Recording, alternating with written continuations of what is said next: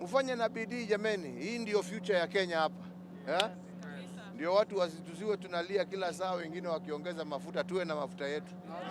Ama ni namna gani jameni? Si ni hivyo? Na wakulima wetu hii mbegu hii yote inakuwa hapa tu. Wakulima wetu waweze kupata pesa, nyinyi mupate kazi, bei ya mafuta ishuke. Kwani nini ingine tunatafuta jameni? Si ni hiyo? I wish you the best of luck.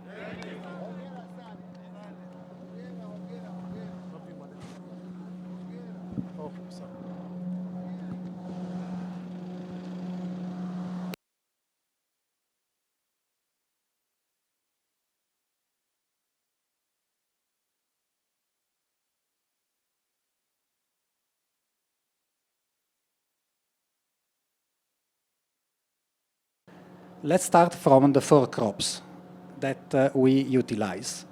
The objective of the project is to produce vegetable oil, and so as a feedstock for it, we use oil seeds.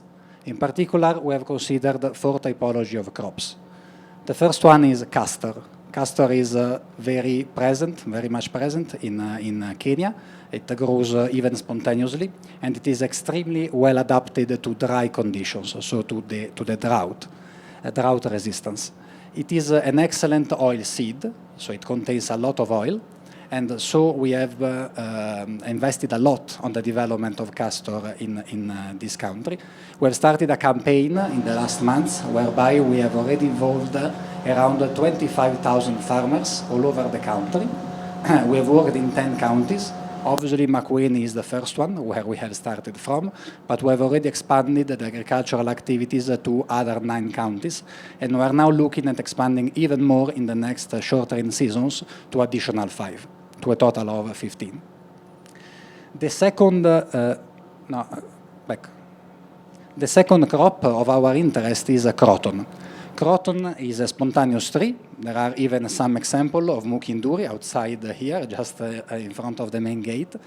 The good thing about croton is that being spontaneous, really anybody in any community can take benefit of the economic opportunity that we offer. We basically buy the nuts, so this croton produces nuts which have oil seeds. We buy the nuts. We have already started with this in several areas of the country, and so far we have purchased around 200 tons. Today the plant is running on croton seeds that are as well the ones that we see here, and I will give you a few details. So this is the feedstock that we are processing at the moment. The third one is cotton seeds. So this is a co-product of the fiber value chain. It contains oil. We have installed machinery that are capable of crushing the cotton seeds, and so this adds further value in the value chain of the fiber that also become the value chain of the oil in this way. We have been working with the Ministry of Agriculture, with AFA, and with the ginneries as well to offtake, of course, this production of seeds. The last category of crop is a crop of new introduction. It's a family of crop, actually, called brassicaceae. There's a number of them. These are suited for cover crops and rotation with maize or wheat. So we are introducing in the country some high-performing, high-yield varieties that do not compete with food, but can be used in rotation with them. This is still in the research phase, and we're working with Calo and Kefis to introduce in Kenya the best-performing varieties. These slides just briefly talks about the factory where we are today. As I was saying, this is the first agri-hub, so the first oil extraction facilities that Eni constructs here in Kenya. We are here close to the Agricultural Training Center, actually between the ATC and the Mechanization Center, with an excellent synergy in terms of activities between us, we are the market for the seeds, and the agricultural production, of course. So, as I was saying, this plant has 3 production lines for a total capacity at regime of 15,000 tons of oil per year. So it is already a sizable capacity, but it is just the beginning. We're now going to build more plants like this. We started the production, as Enrico was anticipating, on the 15th of July, so a couple of weeks ago. During the construction phase, we have employed up to 200 workers, all of them Kenyan and most of them from the county of Makueni. We have worked over 200,000 man-hours without any lost time injury, which is a result, of course, that is paramount for us as a company.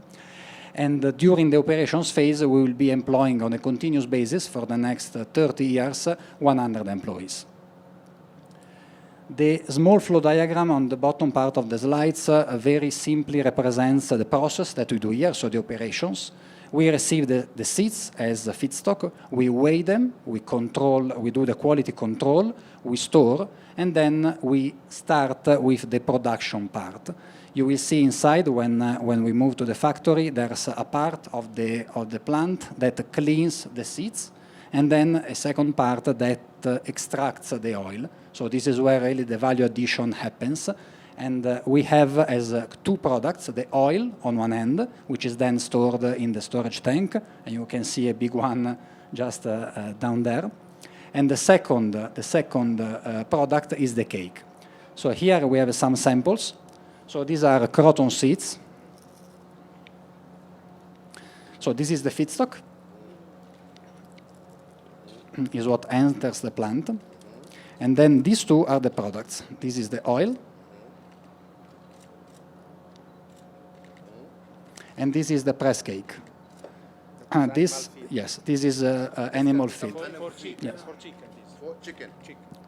Only chicken or? No, this chicken, cotton seeds, the cake of cotton seeds yes, for cows. For cows. Yes. But this is good for chicken. Yes, this is for chicken. And how does it compare in terms of cost? The cost. The cost in comparison to unga, what we normally feed chicken. I think this maybe is around $400, $500 per ton. The cost of this. Per ton. Per ton. Very reasonable.